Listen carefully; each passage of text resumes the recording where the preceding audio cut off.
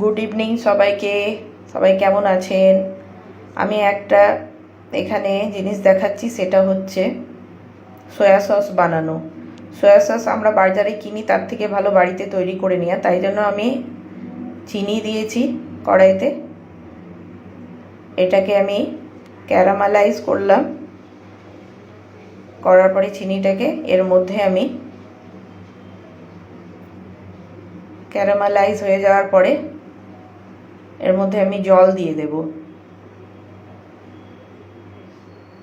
এর মধ্যে কি কি লাগছে, প্রথমে আমি এটাতে জল দিয়ে দিলাম,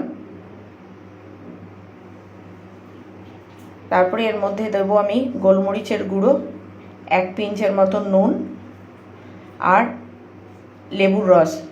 ভিনিগার দিতে পারেন, আমার কাছে ভিনিগার নেই, সেই জন্য আমি লেবুর রস দিলাম 1 চামচের মতন। যতটা কোয়ান্টিটি থাকবে সেই হিসাবে দেবেন। একটু গোলমরিচের গুঁড়োও দিয়ে দিলাম। বাড়িতে এইভাবে সয়া সস যদি আপনি করেন, অনেক দিন আপনি বাড়িতে রাখতে পারবেন। প্লাস এটাকে রান্না করলে আপনার শরীরের পক্ষেও ভালো, খারাপ না।